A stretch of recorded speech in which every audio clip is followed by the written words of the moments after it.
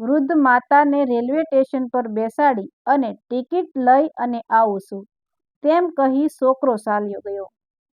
નમસ્કાર મિત્રો, આજે હું તમને ગુજરાતના એક નાના ગામમાં બનેલી એવી હૃદયસ્પર્શી ઘટના સંભળાવવાની છું, જેને સાંભળ્યા પછી કદાચ તમારી આંખો પણ ભીની થઈ જશે. આ માત્ર એક ઘટના નથી, પરંતુ માતા પિતાના ત્યાગ અને સંતાનના કર્તવ્યોનો અરીસો છે. ગુજરાતના મહેસાણા જિલ્લાના એક નાના ગામમાં કમળાબા નામની લગભગ 70 વર્ષની વૃદ્ધ માતા રહેતી હતી. વર્ષો પહેલા તેમના પિતાનું અવસાન થઈ ગયું હતું. ત્યારથી કમળાબાએ પોતાના એકમાત્ર દીકરા મનોજને ઉછેરવા માટે દિવસ રાત મહેનત કરી હતી. ક્યારેક લોકોના ખેતરમાં મજૂરી કરતી તો ક્યારેક ઘરમાં વાસણ ધોઈને થોડા રૂપિયા કમાતી. ઘણી વખત પોતે ભૂખ્યા સૂઈ જતી, પણ દીકરાને ક્યારેય ભૂખ્યો રહેવા દેતી નહીં. ગામના લોકો કહેતા, કમળાબા, હવે મનોજ મોટો થઈ ગયો છે, થોડું પોતાનું પણ વિચારો. કમળાબા હસીને એક જ જવાબ આપતા, મારા માટે તો મારો દીકરો જ મારી આખી દુનિયા છે. મનોજ પણ બાળપણમાં ખૂબ સંસ્કારી હતો. તે રોજ માતાના પગે લાગી શાળાએ જતો અને કહેતો, માં, હું મોટો થઈને તમને કોઈ દિવસ દુઃખી નહીં થવા દઉં. આ શબ્દો સાંભળીને કમળાબાની આંખોમાં ખુશીના આંસુ આવી જતા. સમય પસાર થતો ગયો. મનોજ ભણવામાં ખૂબ હોશિયાર નીકળ્યો.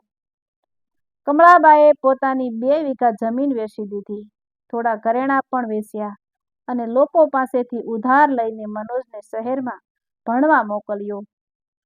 વર્ષો પછી મનોજને મોટી કંપનીમાં નોકરી મળી ગઈ. ધીમે ધીમે તેની આવક વધી. શહેરમાં મોટો બંગલો, કાર અને વૈભવી જીવન મળી ગયું. શરૂઆતમાં તે માતાને દર અઠવાડિયે ફોન કરતો, પછી મહિનામાં 1 વખત, પછી ફોન પણ ઓછા થઈ ગયા. કમળાબા રોજ સાંજે ઘરની બહાર બેસીને રસ્તા તરફ જોતા રહેતા. કોઈ કાર ગામમાં આવતી દેખાતી તો તેમની આંખોમાં આશા જાગતી કે કદાચ આજે મારો દીકરો આવ્યો હશે. પણ દર વખતે આશા નિરાશામાં બદલાઈ જતી. એક દિવસ અચાનક મનોજ ઘણા મહિનાઓ પછી ગામમાં આવ્યો.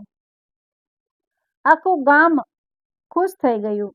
કમળાબા તો દીકરાને જોઈને દોડી ગયા.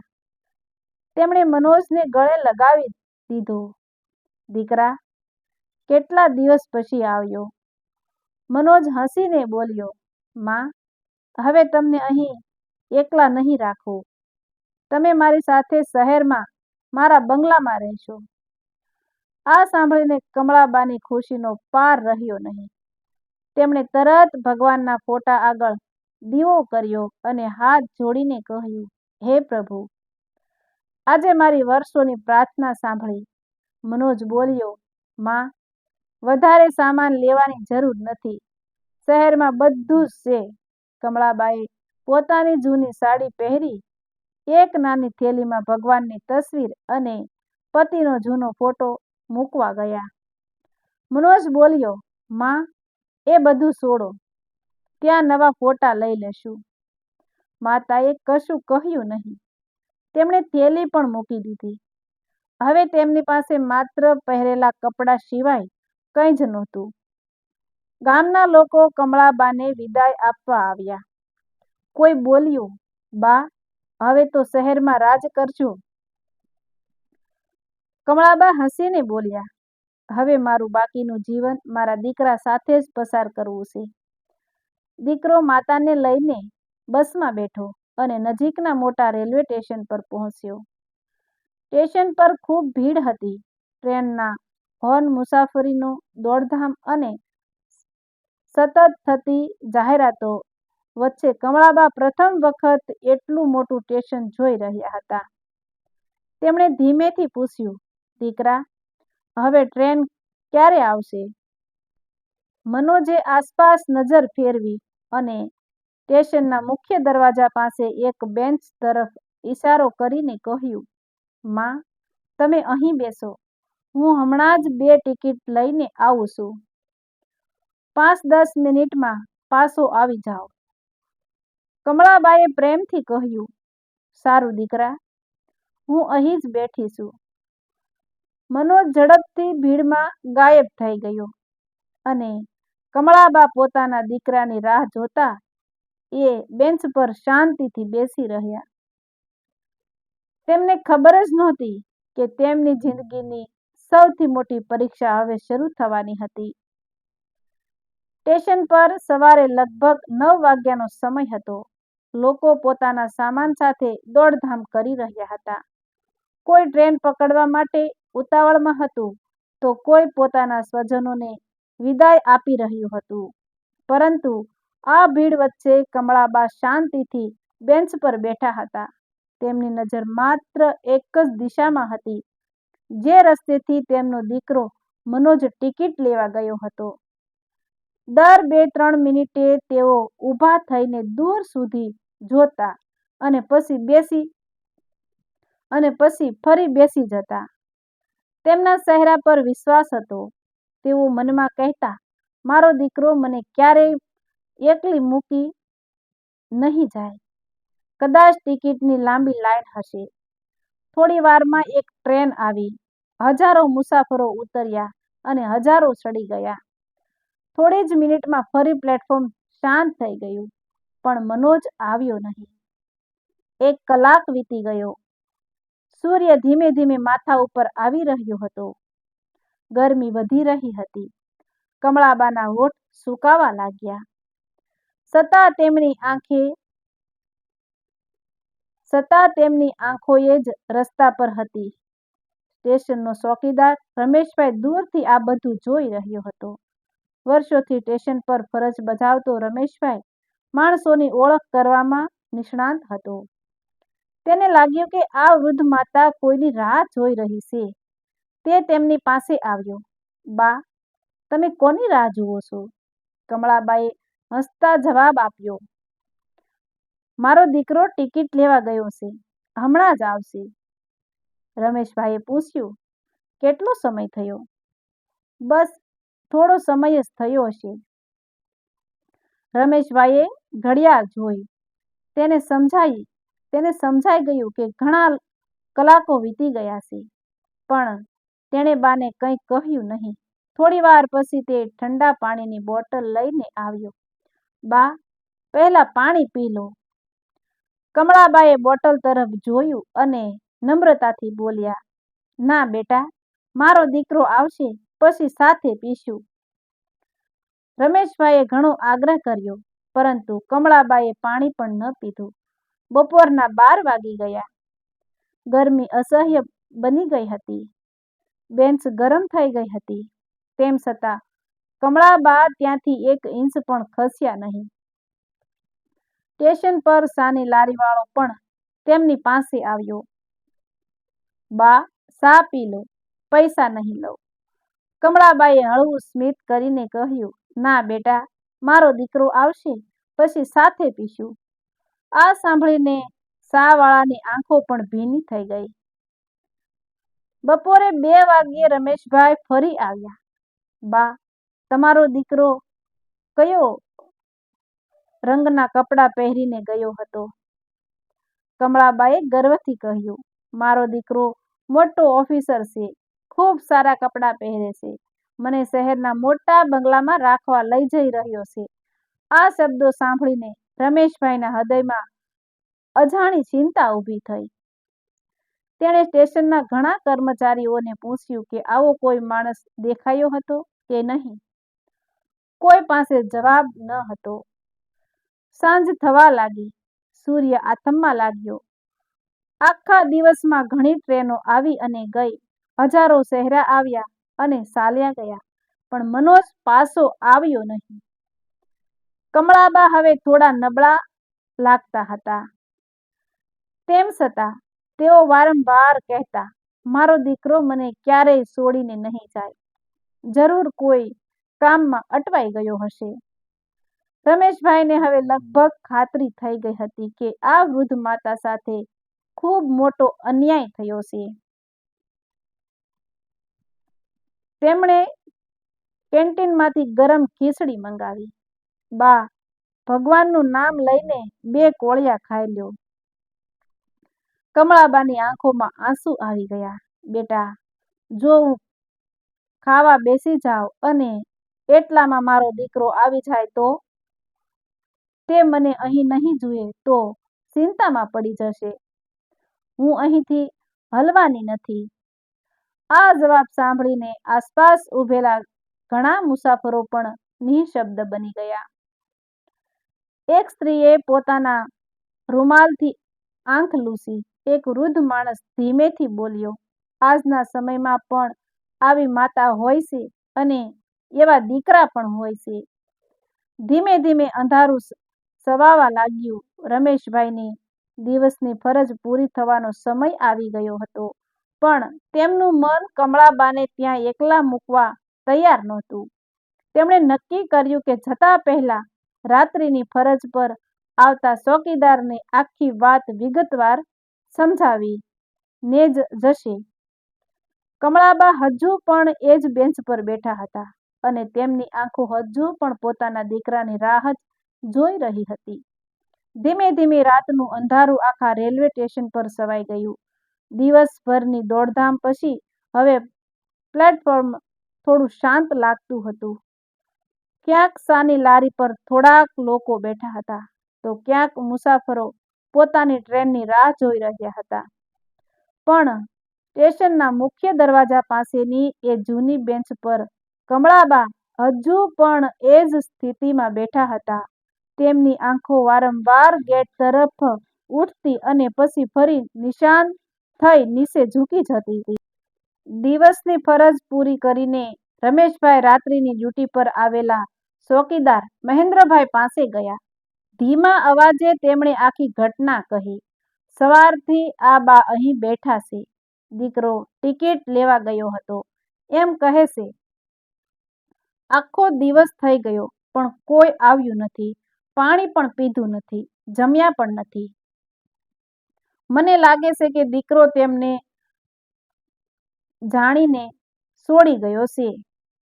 મહેન્દ્રભાઈએ દૂર બેઠેલી કમળાબા તરફ જોયું. તેમની આંખોમાં પણ કરુણા છલકાઈ ગઈ. તેઓ ધીમે ધીમે તેમની પાસે ગયા. બા, હું રાત્રિની ડ્યુટી પર આવ્યો છું. રમેશભાઈએ મને તમારી વાત કરી છે. ચાલો પહેલા થોડું દૂધ પી લો. કમળાબાએ માથું હલાવ્યું. ના બેટા, મારો દીકરો આવી જશે. તે મને શોધશે. હું અહીંથી ક્યાંય નહીં જાઉં. મહેન્દ્રભાઈએ ખૂબ સમજાવ્યા, પણ કમળાબા એક જ વાત દોહરાવતા રહ્યા.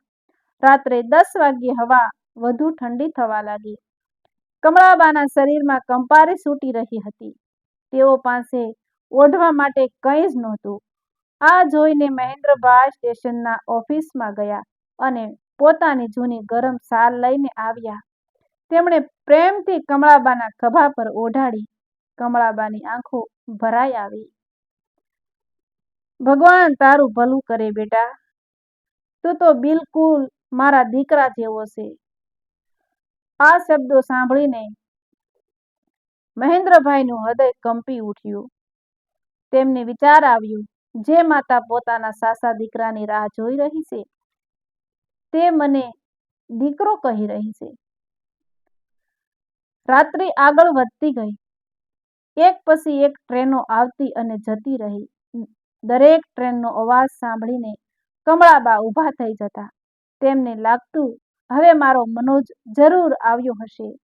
પણ દરેક વખતની જેમ ફરી નિરાશ જ હાથ લાગતી. રાત્રે લગભગ 2 વાગ્યે ભારે ઠંડી પડી. મહેન્દ્રભાઈએ જોયું કે કમળાબા થાકીને બેન્ચ પર જ ટેકો લઈને બેઠા હતા. ઊંઘી ગયા હતા. તેમના ચહેરા પર થાક હતો, પણ હોઠ પર હજુ પણ એક વિશ્વાસ હતો. મારો દીકરો આવશે. સવારના પ્રથમ કિરણો સાથે ફરી સ્ટેશન પર ચહલ-પહલ શરૂ થઈ.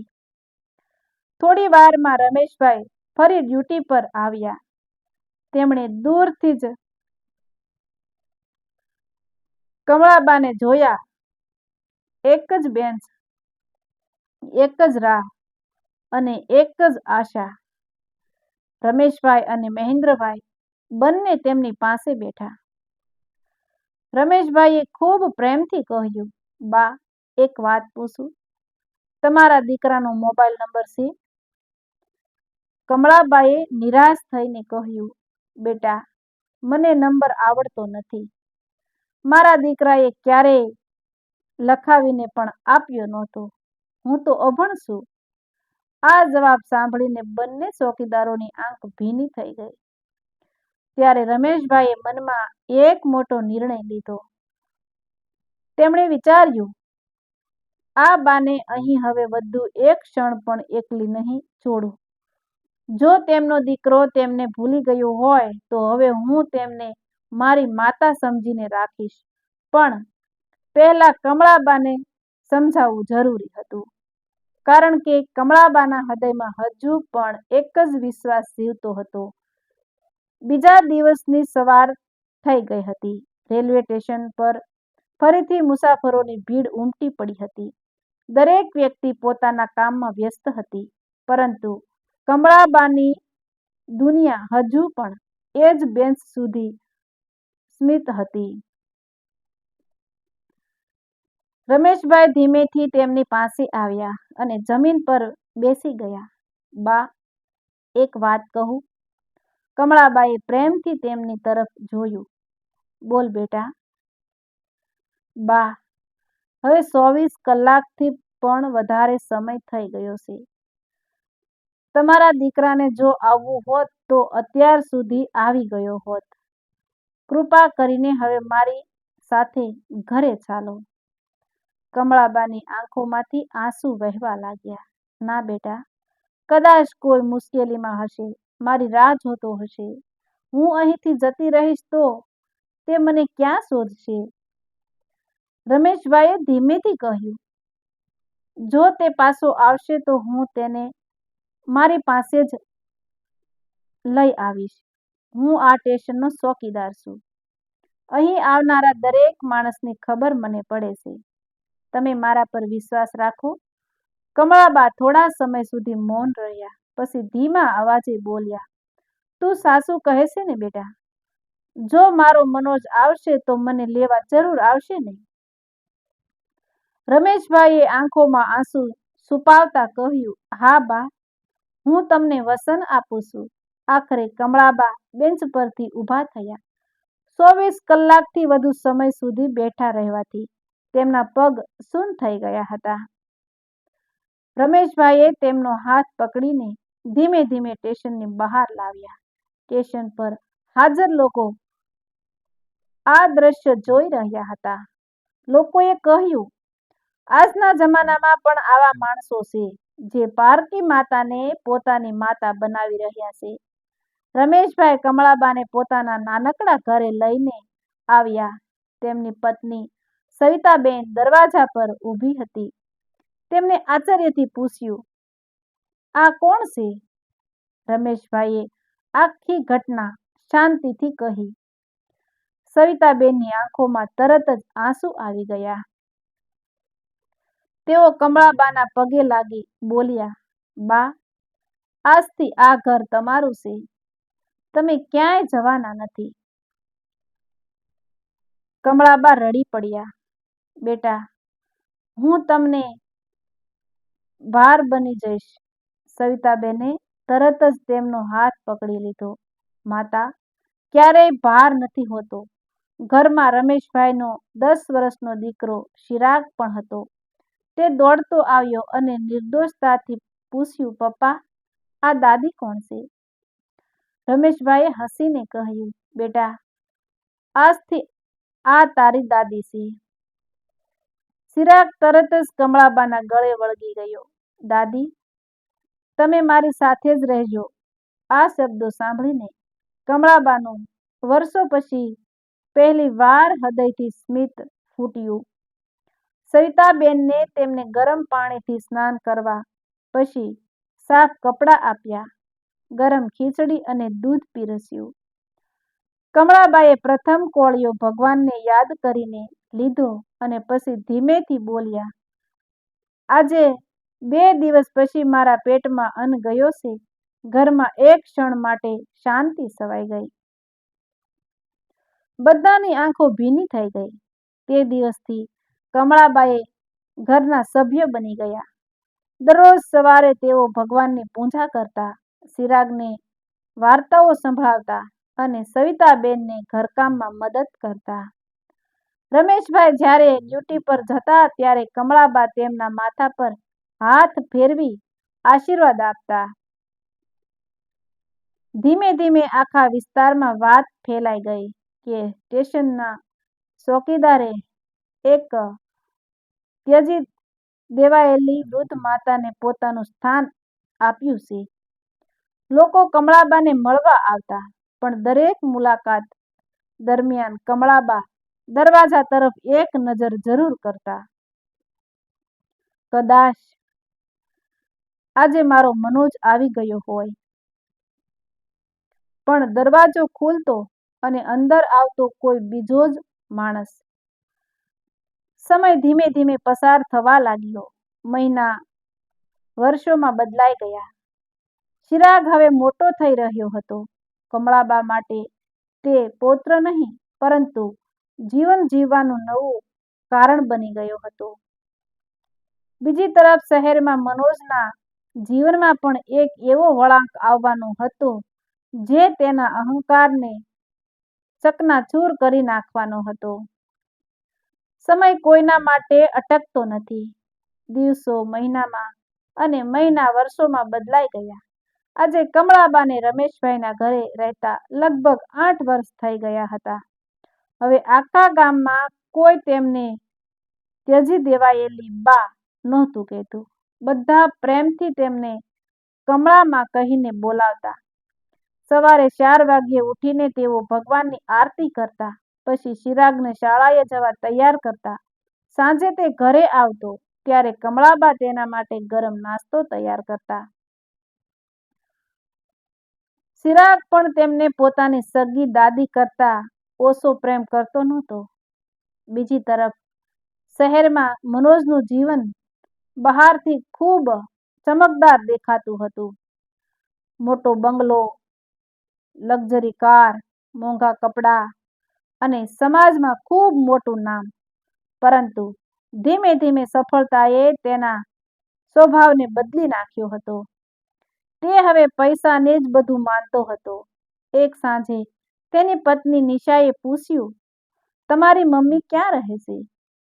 મેં તેમને ક્યારેય જોયા નથી. મનોજ થોડો ગભરાઈ ગયો. પછી ખોટું બોલ્યો, તેમના ઘણા વર્ષ પહેલા અવસાન થઈ ગયું. નિશાએ નિસાસો નાખ્યો.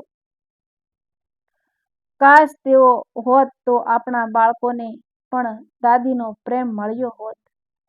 આ શબ્દો સાંભળીને મનોજ થોડા ક્ષણ માટે ચૂપ થઈ ગયો, પણ બીજા જ પળે તેણે વાત બદલી નાખી. સમય પસાર થતો ગયો. એક દિવસ મનોજ પોતાના મિત્રના કહેવાથી કરોડો રૂપિયાનું મોટું રોકાણ કર્યું.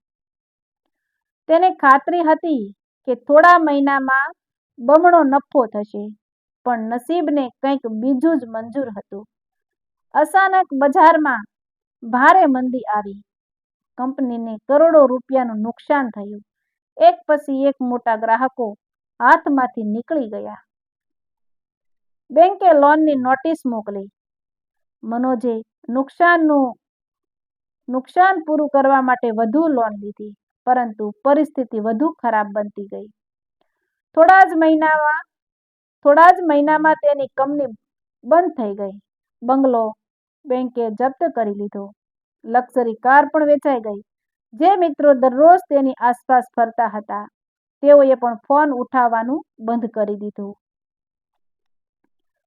એક સાંજે મનોજ ભારે નિરાશ થઈને ઘરે આવ્યો. ઘરમાં પ્રવેશતા જ તેણે જોયું કે તેની પત્ની સુટકેસ ભરી રહી હતી. નિશા, આ શું કરી રહી છે? નિશાએ શાંત અવાજમાં કહ્યું, હું મારા પિયર જઈ રહી છું. પણ શા માટે? કારણ કે હવે તારી પાસે ન પૈસા રહ્યા છે, ન ઘર રહ્યું છે અને ન ભવિષ્યની કોઈ આશા. મનોજની આંખોમાં આંસુ આવી ગયા. ખરાબ સમય તો થોડા દિવસનો હોય છે. નિશાએ જવાબ આપ્યો, જ્યારે તું સફળ હતો ત્યારે તું કોઈની લાગણી સમજ્યો નહોતો. આજે તારી લાગણી સમજવા માટે મારી પાસે શક્તિ નથી. એટલું કહીને તે ઘર છોડીને ચાલી ગઈ. હવે મનોજ સંપૂર્ણપણે એકલો પડી ગયો.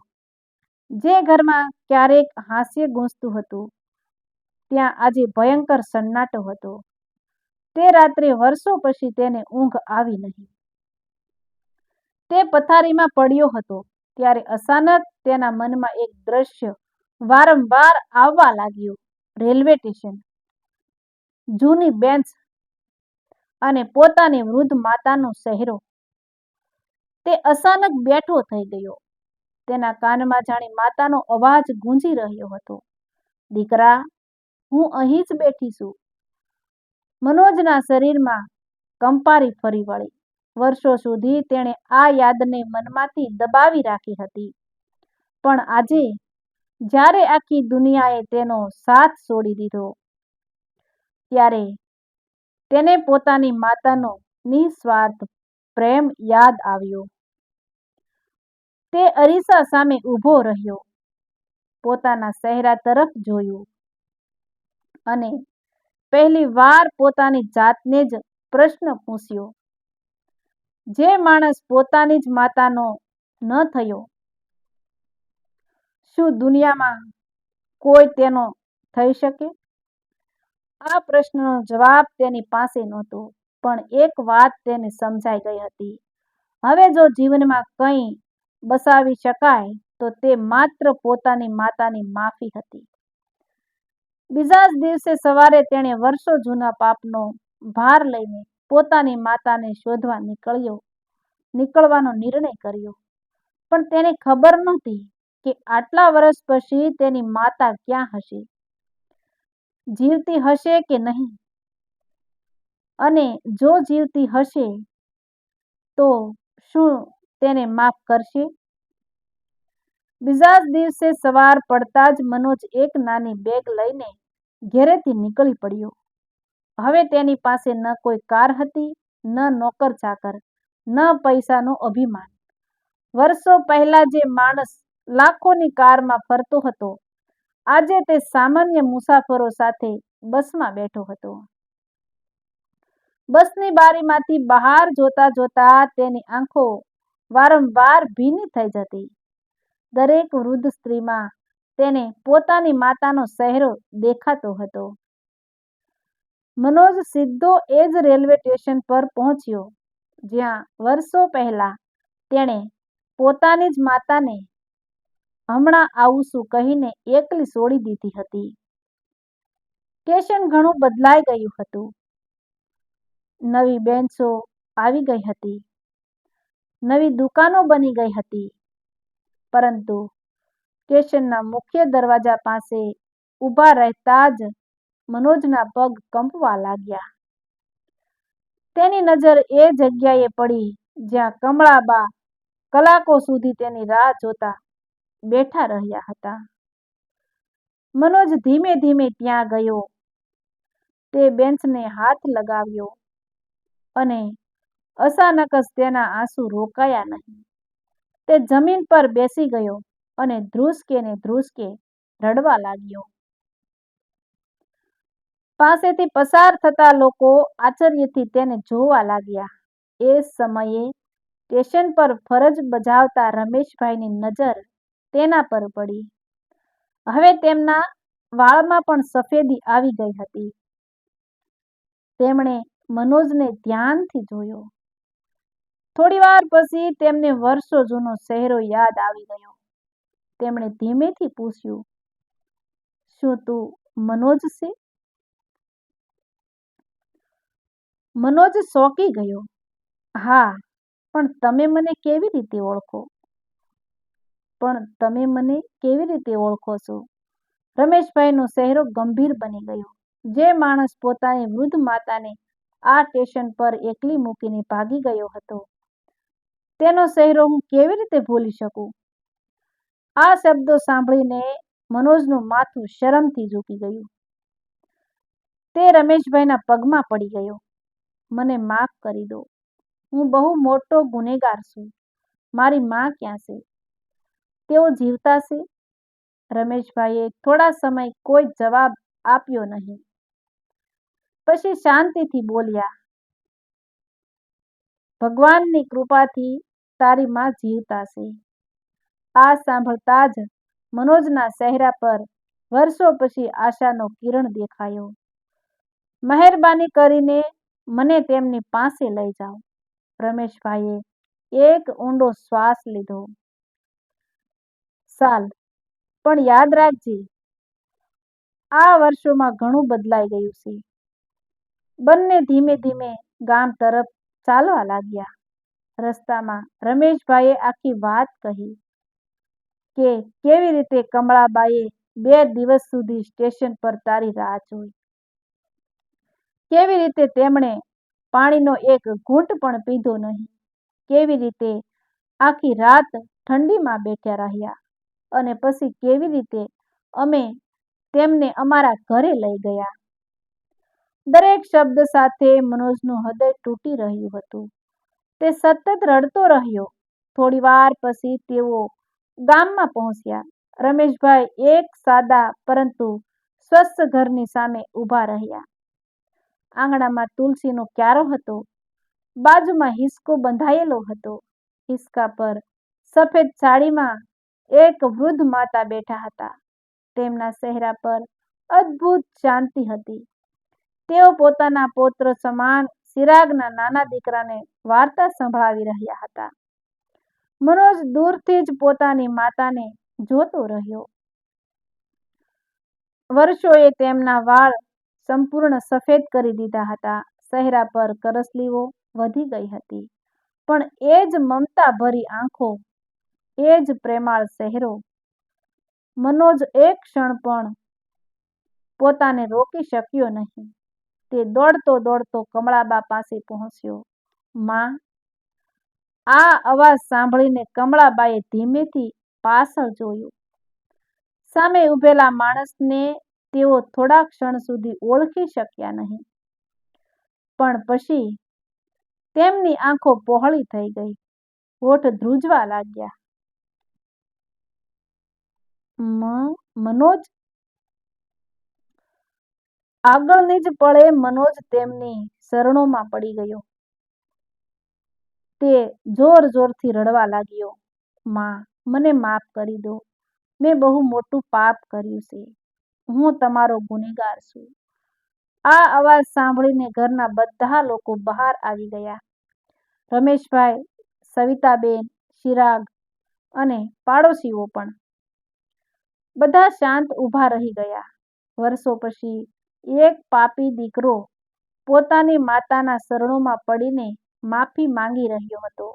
પરંતુ કમળાબાનું શું નિર્ણય લેશે? કમળાબા શું નિર્ણય લેશે?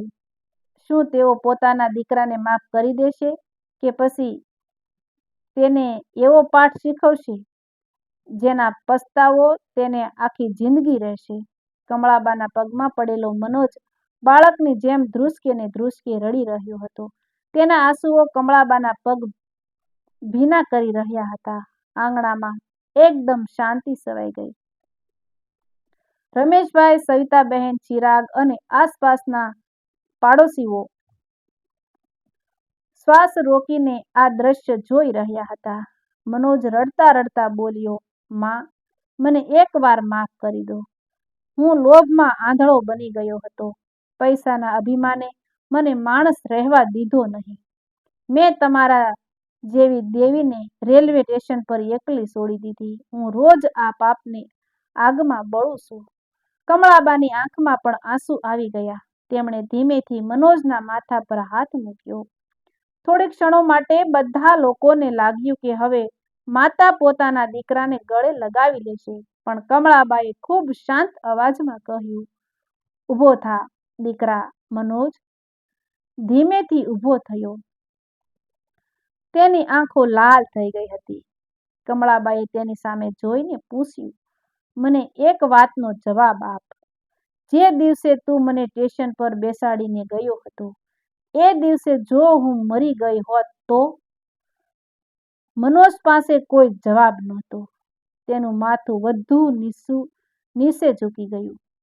કમળાબા આગળ બોલ્યા, મેં તને 9 મહિના પેટમાં રાખ્યો, તને ઉછેરવા માટે ભૂખી રહી, તારા ભણતર માટે મારી જમીન વેચી, મારા ઘરેણાં વેચી નાખ્યા, પરંતુ જ્યારે મને તારી સૌથી વધુ જરૂર હતી ત્યારે તું મને એકલી મૂકી ગયો. મનોજ જોરથી રડવા લાગ્યો. માં, મને સજા આપો, પણ મને તમારી માફી વગર જીવવું નથી. કમળાબાઈએ રમેશભાઈ તરફ જોયું, પછી હાજર બધા સંબંધોને બોલ્યા, આજે હું તમને 2 દીકરાઓ બતાવું છું. તેમણે એક હાથ મનોજ તરફ કર્યો. આ મારો જન્મ આપેલો દીકરો છે. પછી બીજો હાથ રમેશભાઈ તરફ લંબાવ્યો અને આ ભગવાને મને આપેલો દીકરો છે.